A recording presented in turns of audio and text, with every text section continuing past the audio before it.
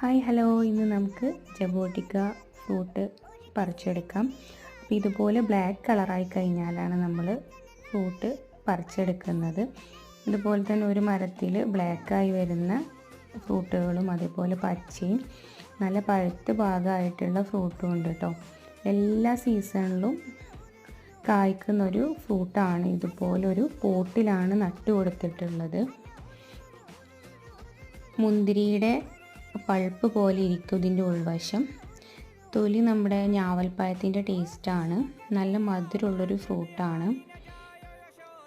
നമുക്ക് വീട്ടിലൊക്കെ നട്ടു വളർത്താൻ വേണ്ടി പറ്റിയിട്ടുള്ള നല്ലൊരു ഫ്രൂട്ടാണ്. നല്ല ടേസ്റ്റാണ് ഇത് കഴിക്കാൻ വേണ്ടിയിട്ട്.